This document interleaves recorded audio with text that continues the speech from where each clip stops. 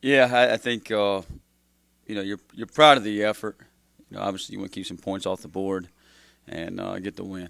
That's the main thing. It doesn't matter 2 yards a carry, 10 yards a carry. The main goal, the end of the goal today is win, and that's what we're all here for, and that's what the number one goal in our kids' mind is. They want to play well and they want to win, and anything short of that, they're frustrated about it. And I thought we did some good things defensively, and then there's about 6 snaps in there you'd like to have back. I think it's from snap 56 to snap 61. Um, Played really, really well up until snap 55, 56, and did some really good things. And I thought we had some really good performances by individuals and as a unit too. And I thought, doing all the things the right way. You would like to keep those 3 points off the board before the half. Kid made a really nice catch actually over top of the middle. Sean Dorso was there. Kid just reached out and got it, and quarterback. Their quarterback played pretty well. I don't think he missed all night. Usually you play a triple option quarterback and he throws them in the dirt or out of bounds, and he threw them all in the right places the other night. So that was kind of unfortunate for us. But there's a few third downs in there you would like to have back, a few third and longs, and they put you in some stressful situations. They get in the first 3rd and 12, and they're coming out of their own 20 down there, and he runs the veer. And that's exactly what triple option teams will do. And so the rest of the night is kind of get you guessing because you want to play some pass coverage deals to help things out or go pressure him, do some situations like that. And then, if you do just give him a certain look, they could just hand the ball off, and then you get on the first down too. So you kind of got to go back and forth, play a little cat and mouse game there, and tighten some things down. But at the end of the day, we got to get the win, and that's where we're all a little frustrated in the building and the program, and understandably so. And we gotta bounce back and look out. Like I told our guys, we gotta look out the front windshield this week, not the rear view. Nothing we can do about last week. Can't control it. So playing the win this week. Control the controllables. Can't control the hurricane.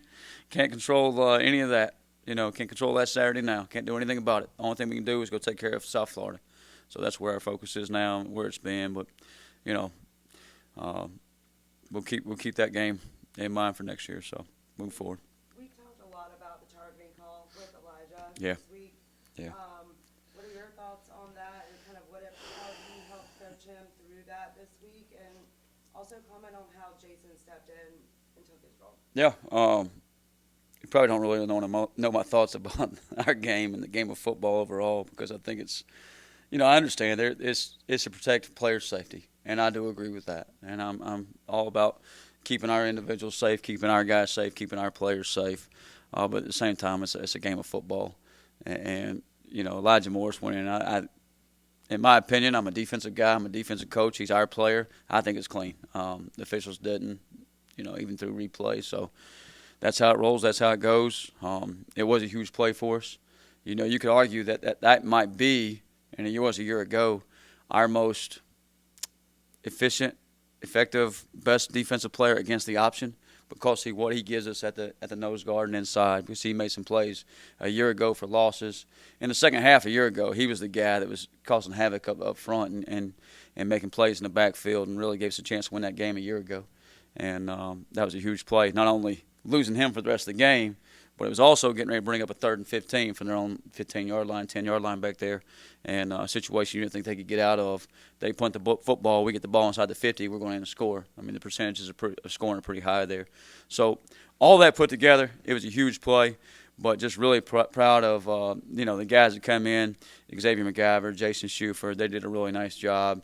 You wouldn't know just from the performance of us defensively or us inside that you were missing Elijah. You would hope maybe having Elijah, he made another player too, but I thought Shuford and McGivern did a really nice job inside, and just really proud of them. That's, for both of those guys. Shuford's talking about how sore he was on Sunday, and I said, hey, it's the most snaps you played in a while. He said, yeah, that's the most snaps. You don't get much emotion out of him, but he's a really good kid and doing some really good things. Just proud of those, and that's the attitude and the mentality we got to take in our whole defensive room. Is it's next man up, and we've kind of built that from how many guys we rotate in and out, not just up front, but in the secondary at linebacker, and next man up, and be ready for when your time is called to go make a play. And that's the mentality. It's all about the team. They use a lot of their timeouts when they have the football. Do you relish close to that? It's like, hey, that's a good thing, or are you like, damn, they get a second chance now we go call play? No, I mean sometimes you feel like, hey, you would like to. You get the look, you got what you want. You know what he's trying to go to, so you kind of wish you to go ahead and run it. But he had the play clock rolling down a couple times. Had he burned those timeouts, and kind of is what it is. Sometimes it gives you a chance too to regroup and gives you a chance to talk to your guys about what could be coming and the situation. Just kind of remind them, coach them up a little bit so we're prepared. So it does do that, make sure you get the right personnel on the field. So it kind of goes. It could go either way. South Florida, they ran the ball pretty well this year, and they ran it pretty good in this game last year. What do you see from their offensive front? Yeah, they ran for 300 yards against Florida, and pretty good Florida SEC team. It's really talented, big up front. Ran the ball against us last year, popped a long run off, coming out of the boneyard end.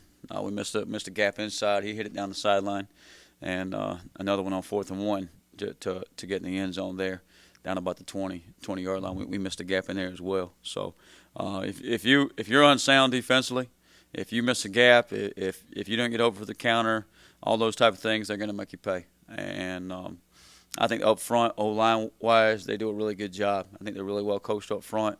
The quarterback does a nice job of just operating them. He's a kid that was at Baylor, took him to the Sugar Bowl, and played some big-time ball games.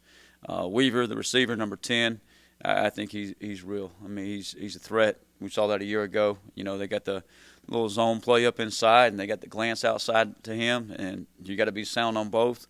And it's almost like option football in a way where you got too many guys guarding Weaver, they're going to run the football and they're going to crease you there. You got too many guys in the box, they're going to take their one-on-one with Weaver. And that's what they certainly took advantage of last year, and you can see that in the game plan this year. That's where they're going. I think Horn, number 5, has been a guy that's flashed to me on film this year. He's got, I call it real speed, to our guys.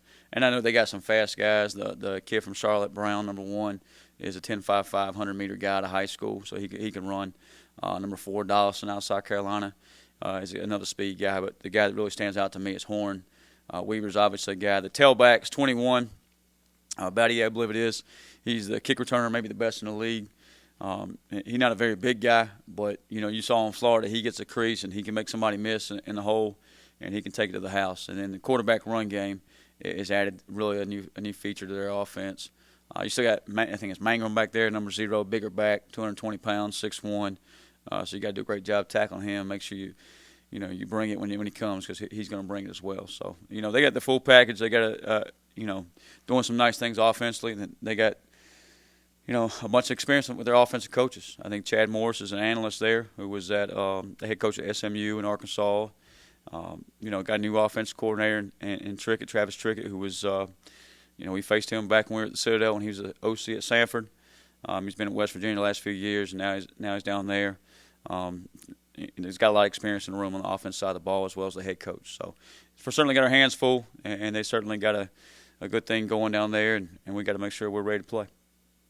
Taking into account just all the different, styles and types of offenses you guys have seen this year, are you kind of finding that you can throw a lot of information at your guys and they can kind of soak that up and, from week to week just kind of bounce back?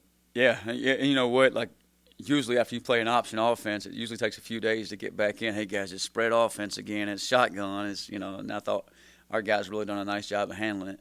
And going back to, hey, our recall from Campbell and ODU and NC State, and how's the counter like NC State's, how's the latch play like this, these guys, or, whatever it may be. So they've done a nice job of doing that, and we've been able to add more. I think, beforehand we were using some times on Sunday night, 10, 15 minutes there or so, to practice for Navy. Now you got that time freed up, so you can move it on. You can install more things, install more defense. So that's moving forward. You'll kind of have a lot of carryover. But our guys done a really nice job just handling things like that. And it's an older group. You're not teaching a bunch of new guys. So hey, remember what we did last year, or I remember we had this against Campbell, or this against ODU or NC State, and boom, they pick it right back up. So that's been been good for us. It'll be the first time playing away from Dowdy Ficklen this year. You do have some experience playing in a pretty empty venue for the COVID year. You have to kind of bring your own energy and encourage guys to do that. Bring your own juice, and that's what we said all of 2020, right? We remember those times, and that was one of the controllables. We didn't know where we were going to play. We talked on earlier in the week. We didn't know, what time. We didn't know who's in the stadium, who's not in the stadium, and it really doesn't matter. What matters is our preparation, and we know what we control. We control our energy on Saturday. We control how hard we play, how physical we play, how well we execute, and we do that through preparation. So we got to do a great job of that, and we talked to our guys about the team that brings the most energy on Saturday, that plays the most physical, is going to have a greater chance to win the game. And if we'll do those things, you always feel good about it. But the stadium itself, I've never been to Boca, so hopefully it's still there when we get there. You got to really think about, I make a joke about that and shouldn't, but it's, really praying for the people in Florida right now. I know this. I've been through those things. I've been on the other side of this, and when we were in Charleston, 3 seasons in a row, we got evacuated. So, I know what their coaches are going through. I know what their players are going through. The community down there in Florida, been part of those, and those are nerve-wracking situations. Just knowing, hey, we're leaving our house. Is the storm truly going to come here? Is it not going to come here?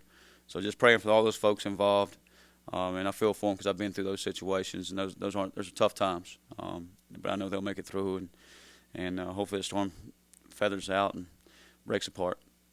And no storms in Greenville for the year. Yeah, hopefully that's right. The only storm maybe is in, maybe mid-October, Dowdy Ficklen, and by the Pirate defense. There you go. Any other questions? Appreciate you guys.